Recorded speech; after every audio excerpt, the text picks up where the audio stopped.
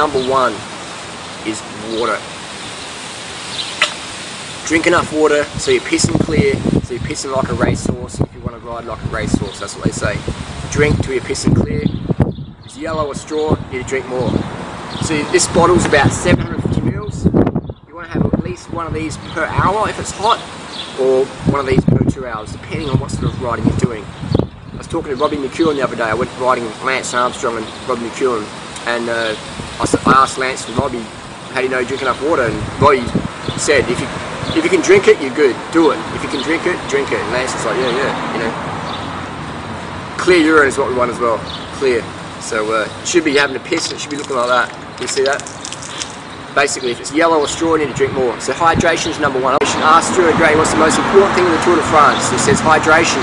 Because if you get dehydrated just one day, your race is over practically. If you're in a points position or going for GC or the Jersey, whatever, you're going to have you're giving it away to your competitors. So hydration, number one. Second one is carbohydrates. Second one is carbohydrates. You've got to eat at least 10 grams of carbs per kilo per day if you want to have high energy. People say, Harley, I don't train on the bike that much. Okay, that's okay, but you might have a family, you might run a business, you might work a high stress, high mental job. You still need a lot of glycogen. Eating 10 grams of carbs per day will give you sufficient amounts. So if you weigh 70 kilograms, that's at least a kilo of pasta or rice per day, or 35 bananas. So again, which was the right banana? A lot of people eat bananas like this. This is starchy, hard to digest. You want to eat your bananas like this, nice and ripe, spotty. You know what I mean? It's maximum sugar, maximum vitamins, maximum enzymes, easy to digest, straight into your legs. Straight into your legs. This one takes a lot longer to digest. You don't want that. You want high energy, straight in, boom, thanks for coming. You don't want to be like, bonking in a race, running out of glycogen because the food you're eating is taking you 12 or 24 hours or 36 hours to turn from carbohydrate into glycogen. You want to eat things like fruit, the most perfect food for humans, athletic or not. Fruit, it's just like straight into your cells, nourishment. Fruit has more nutrition per calorie than any other food on the planet. So it's the magic of bananas, the original power bar. And when you finish with the banana, you throw the skin in nature. Don't panic, it's organic. Third biggest one would be sleep. Cadell Evans actually taught me this one. And I said, Cadell, what's the most important thing? He says recovery. And I said, well, how do you recover good? He goes, you've got to get enough sleep, at least 10 to 12 hours per night. And I was talking with a nutritionist, actually Doug Graham. I was talking with Doug Graham, and he says the Kenyan marathon team gets up to 20 hours a day horizontal, 20 hours a day, and then they train for 2 or 3 hours and an hour doing whatever. 20 hours horizontal. So no wonder they're the unstoppables. Sleep. So what we've got now, we've got water, carbohydrates, and sleep. When you're on a bike ride, you never run out of fat. You never run out of protein. What's the first thing we run out of? Water. We get dehydrated. Second one is you start to bonk. You run out of glycogen. It doesn't matter if you're on a crazy bling bike, if you're the super fit dude, whatever. If you run out of water, carbohydrates, glycogen, it's game over. Your legs are going to go zub zub, and your emotion's going to drop, and the hill just gets steeper. You know what I mean? It's like the road just gets lifted up when you run out of glycogen. So next biggest tip would be getting a nice bike. You don't need the blingiest crazy bike. What you need is a bike that fits you, has the right seat height. So shop around, don't shop for the best deal, shop for the best fit. A lot of bike shops, they fit people to the bike. Well, it should be where we fit the bike to the person. You know what I mean? So don't buy a bike because it's super cheap but it's the wrong size for you. Shop around in your town, or if you have to, get on a plane or travel to find somewhere where they can fit you correctly. So I'll tell you now, bike fit is so important. It's so important. I can't stress enough. Clipless pedals. This is the next tip. Get a set of these. If you want to ride the hills or the headwinds, clip in. It gives you such more power. With a tennis shoe, it's flopping and flipping. With a cycling shoe, it's nice and stiff. You can put the power to the pedal. Makes such a difference. So we've covered sleep, water, sugar, bike fit, clipless pedals. The next one would be probably get some cycling clothing. This isn't essential, but if you want aerodynamics, if you want to cut through the wind a lot better, this is why we wear what's called lycra, you know what I mean? And it's a lot more aerodynamic, so you can slip through a lot better than wearing like a big flappy parachute. I cycled, you know, across Australia, I've cycled around the world, and it makes such difference if you're not wearing a parachute. It makes the day more enjoyable instead of, you know, blowing into the wind. So you don't have to wear these, but they're very, very helpful. And they've got pockets in the back if you can carry your bananas in there, or your house keys, or your spare change, whatever. Another tip is having correct tyre pressure. Now, a lot of people don't put enough pressure in the tyres. How do you know you got enough pressure? It'll say on the side of the tyre, inflate to such and such PSI, which means pounds per square inch. So always have correct pressure. Another thing is have your chain always oiled. I use a thing called green oil, which is like a biodegradable vegetable oil, and it works great on the, you know, on all the top bikes. It's good stuff. It's better than a lot of other stuff I've used. So you get an old rag and clean your chain every few days. Just spin it backwards, get all the gunk off, and then give it a thin bit of oil so it's not squeaking or sounding dry.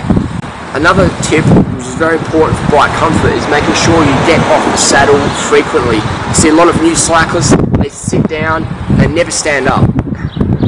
And then they say, oh, my banana's gone numb, or, you know, my groin is just on fire, because they're always sitting down. It's like, right now, I'm sitting on the ground, but if I move up for a few seconds, I can feel blood flow coming to my butt cheeks, and if I sit back down, there's comfort.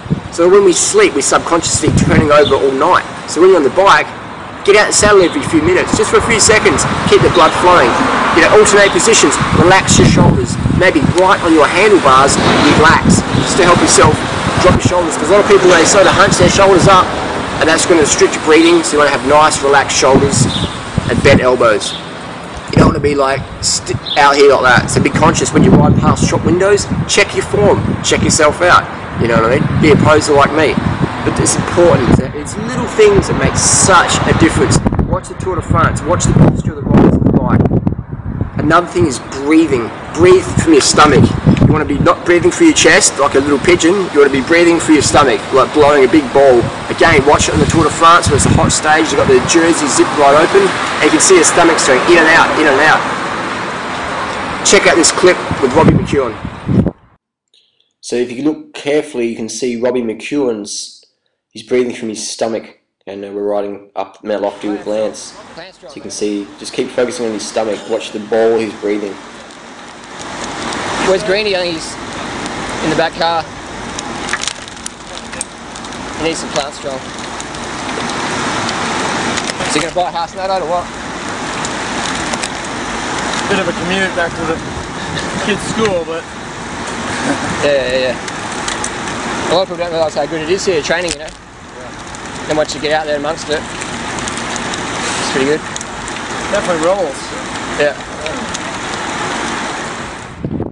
I gave Lance my car, but he never called me back. I mean, did I do something wrong? Like, I don't know, did I cross the wheel or something? Why didn't he call me back? And the final tip is drink before you're thirsty, eat before you're hungry. Because if you've waited till you're thirsty, if you've waited till you're hungry, you've waited too long. Drink before you're thirsty, eat before you're hungry. Never wait for thirst. Never wait till you're ravenously hungry to eat. Eat beforehand. When you're really hungry, you've waited too long, you've only got maybe 10, 20, 30 minutes until boom, you're bonking, your glycogen's just going to run out. You're going to, you know, crash mentally, or shouldn't even crash physically, have accident. I've seen that a lot of times. So these little tips are so minor, but they're so major. They're minor in effort, but major in results. And a lot of people say, oh, Harley, that sounds... I'll tell you what, getting injured's inconvenient. Training for 6 months and then going to a race and bonking because you didn't eat enough carbohydrates, that's inconvenient. Buying a nice bike but it totally doesn't fit you, getting injured again, that's inconvenient. You know, eating foods that give you stomachache because they're not ripe or whatever, that's inconvenient, you know what I mean? Final one, helmet. You've got to wear a helmet, you know what I mean? Shop around, get the best one that fits your head nice. And I see a lot of people, they do the straps at the back like this. So why wear a helmet at all? You know what I mean? it's you want to have it not like constricting you like this, but you want to have at least 2 fingers width in there, so it's not constricting you, but it's not going to fly off your head in the event of an accident. And you can sit in front of the mirror and just position it, so you want to have the gaps even here. And helmets these days, they're great, they're almost fashion items, you know what I mean? It's sort of like, the weight factor is really cool in helmets, but they can save your life. I wouldn't be here today if it wasn't for my helmet. I'd probably be more crazy and brain damaged than I really am. Definitely helmets, you've got to wear them. And what I find funny is people riding fixed gear bikes around town, no brakes, and their helmet is strapped up like this. And I call them flakers, because they're ready to check off the planet. This is funny, and normally they've got a cigarette in their mouth as well. And you want to have your helmet not like this. You want to have your helmet again, you know, straight across your head like that. Maybe a finger's width between your sunglasses and your helmet. Sunglasses, I find it very helpful in protecting against bugs hitting your face or rocks, or maybe a bit of sun glare if you're riding into traffic can be dangerous sometimes. So sunglasses, again, find what style fits your head, what's most comfortable. Same with the helmet, it's the same with shoes. Try before you buy, and your local bike shop, best place to go for mechanics and advice on the new bike purchases, and of course the most important factor is getting fitted to the right bike. So thanks for watching, and if you have any more requests, type in comments down below, and I'll see you on the road.